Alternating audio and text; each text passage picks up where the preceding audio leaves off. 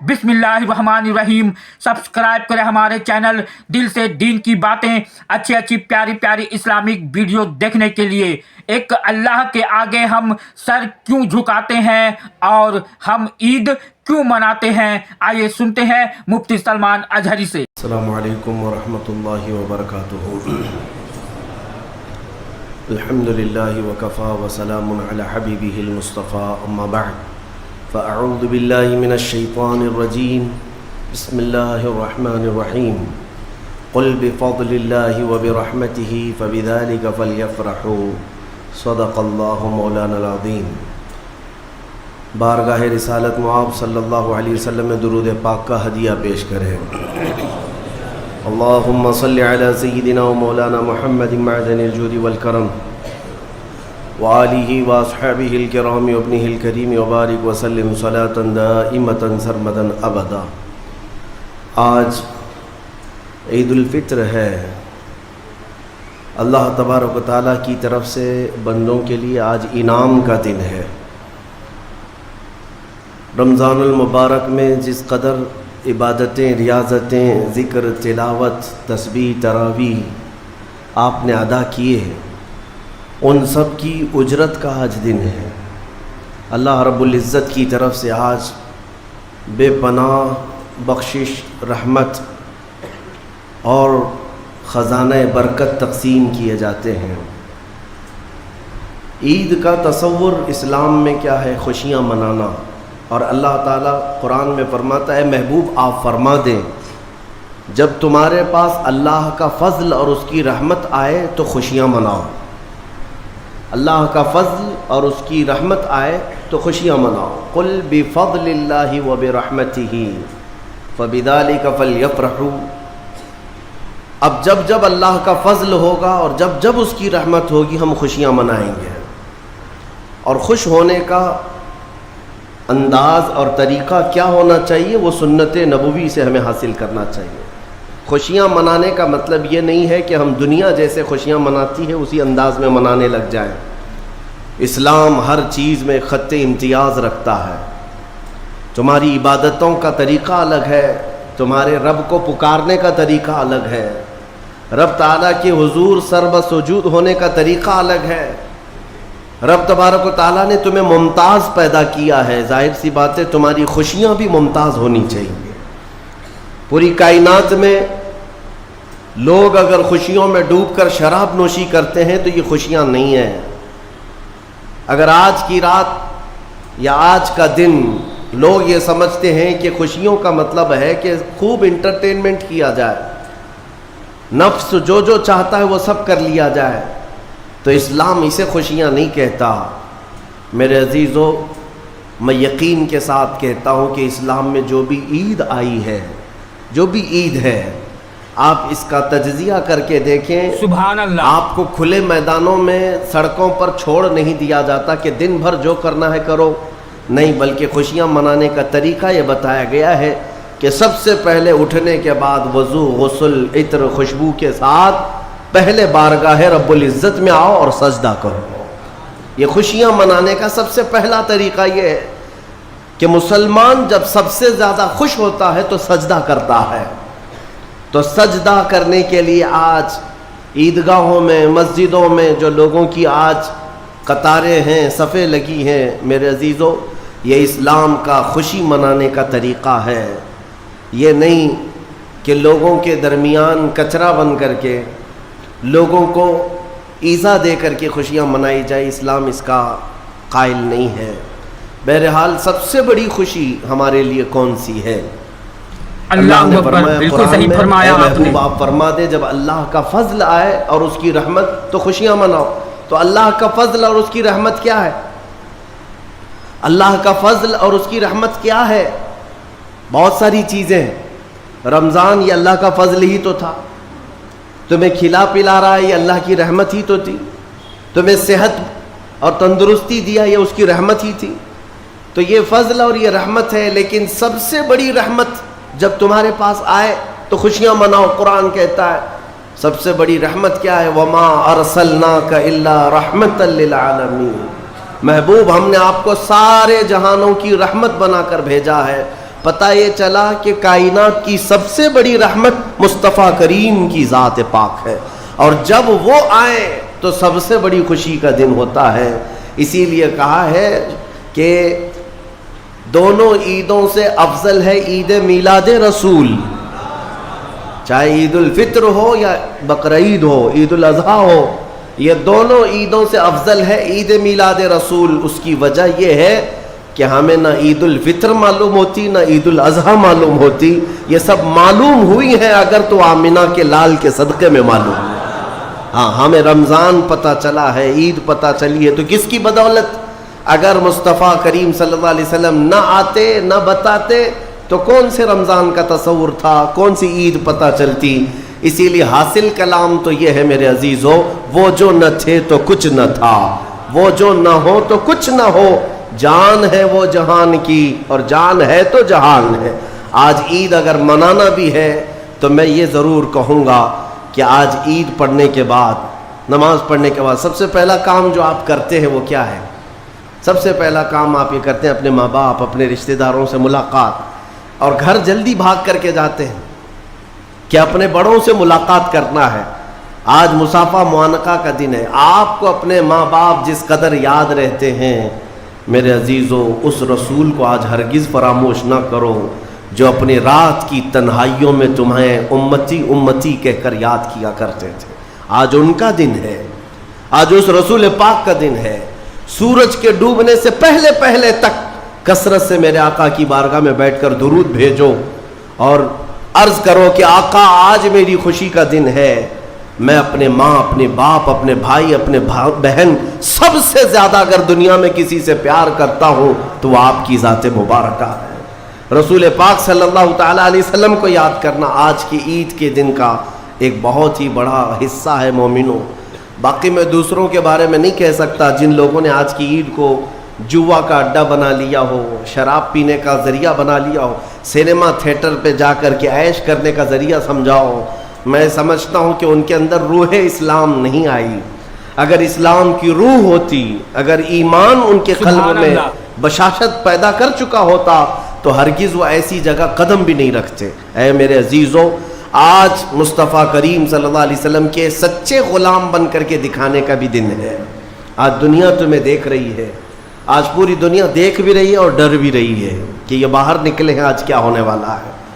میرے عزیزو، تمہارے پاس سب سے بہترین میسج دینے کا وقت یہ ہے کہ رسول کریم صلی اللہ تعالیٰ علیہ وسلم کے غلام ان کی سنتوں میں ملبوس اپنے گھروں سے آج نکلے ہیں اور پوری دنیا میں حضور کی سنتیں عام کر کے رہیں گے اور حضور پاک صلی اللہ علیہ وسلم کے اخلاق کو پھیلا کر رہیں گے۔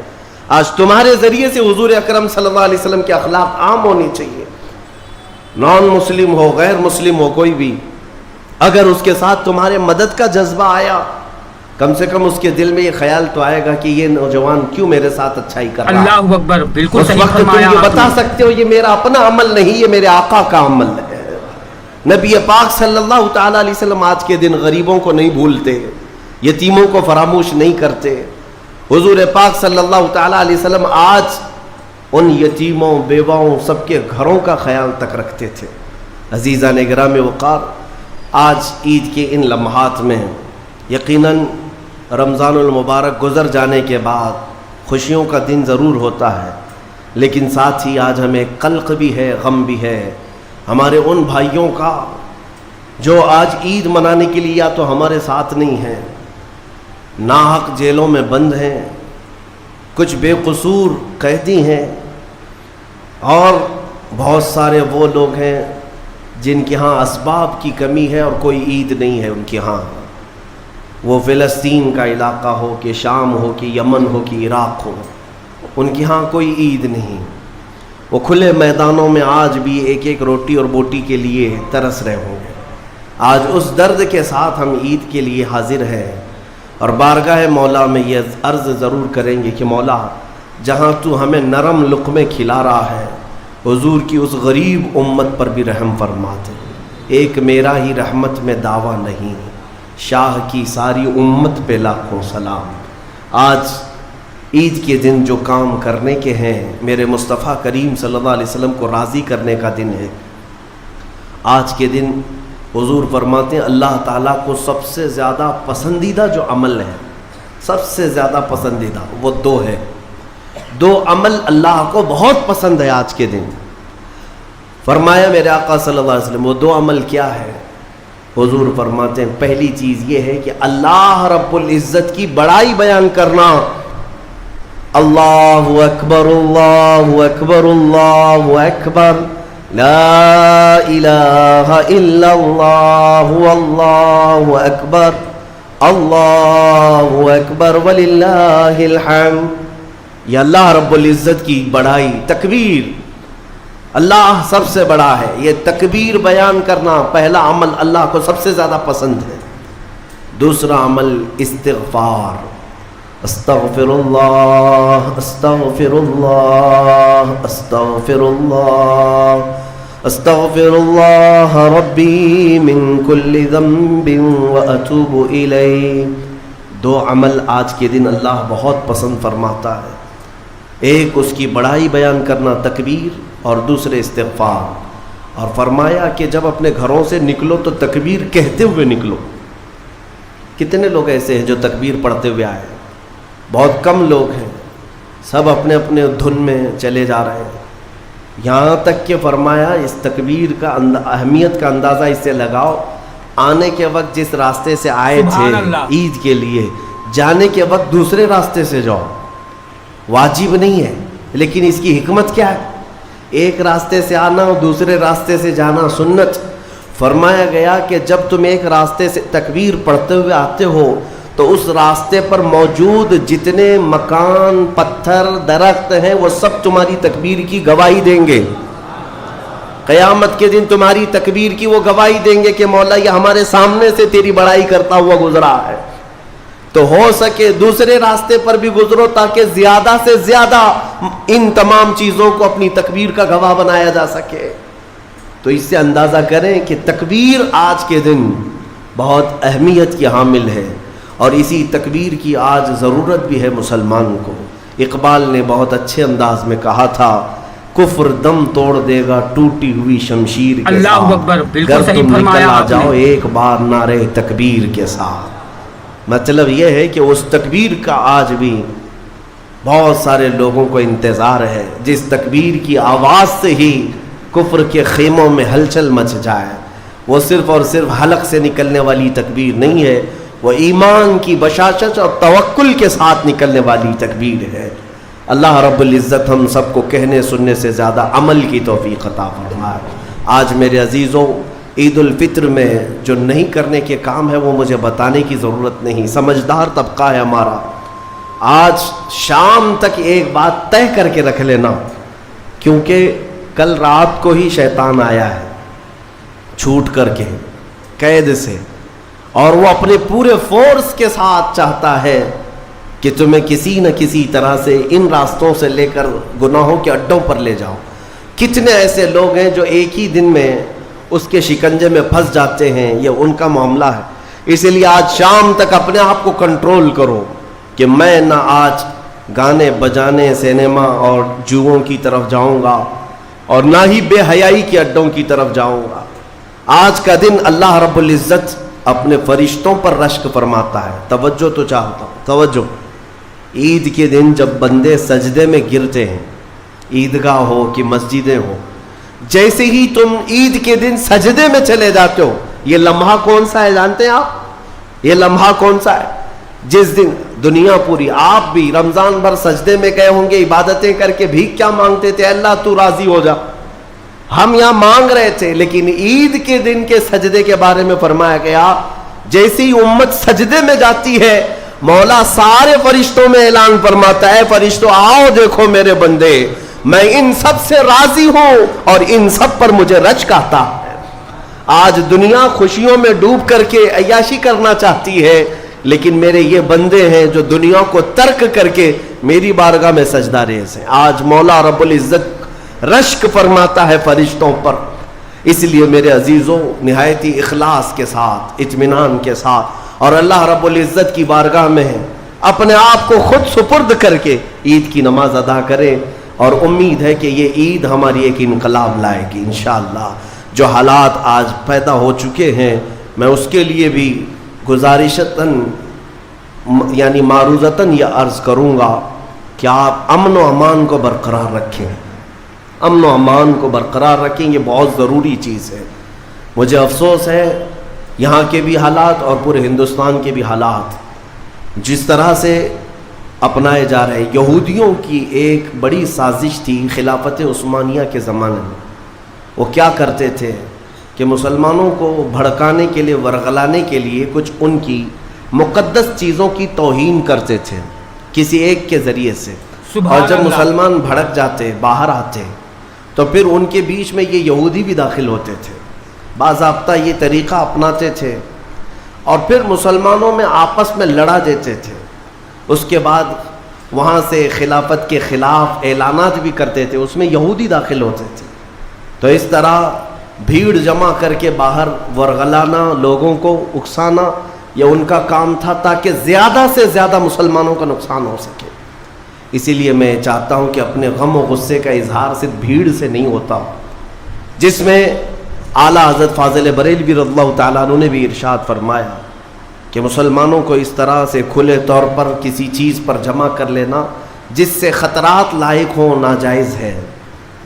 آپ ان چیزوں کا بہت خیال رکھیں کہ دشمن طاقتیں آج یہی چاہتی ہیں کہ تمہیں اکسا کر، ورغلا کر، تمہارا زیادہ سے زیادہ نقصان کر سکیں۔ پچھلے 2 سال کا عرصہ گزر گیا، بنگلور میں بھی ایک حادثہ ہوا تھا، وائلنس ہوا تھا، غالباً رمضان کے موقع پر ہی 125 کے قریب نوجوان 2 سال سے ابھی تک جیلوں میں بند ہیں، کچھ چھوٹ گئے، کچھ ابھی تک باقی، اس میں کئی سافٹ ویئر انجینئر ہیں اندر بیٹھے ہوئے ہیں۔ تو یہ سب حالات دل کو دہلا دیتے ہیں۔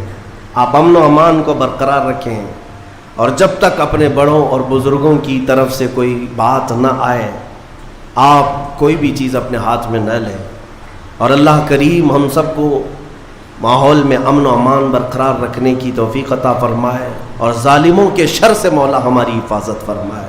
جس طرح برے منصوبے تمہارے متعلق بنائے جا رہے ہیں، کریم خدا کی بارگاہ میں دعا ہے کہ مولا ان تمام منصوبوں کو تو خاک میں ملا دے، تیرے حبیب پاک صلی اللہ علیہ وسلم کی اس بھولی بھالی امت کو صحیح قیادت عطا فرما دے۔ رب العالمین، آج کے عید کے دن جب تو سب کو نواز رہا ہے تو اس غریب امت کو مولا تو رحم و کرم سے نواز دے، تیرے حبیب پاک صلی اللہ تعالیٰ علیہ وسلم کا سچا عشق اس پوری امت کو عطا فرما دے۔ وصلی اللہ تعالیٰ علی خیر خلق محمد وآلہ واصحابہ اجمعین، وآخر دعوانا الحمد للہ رب العالمین۔ کھڑے ہو کر کے صفیں درست کر لیں۔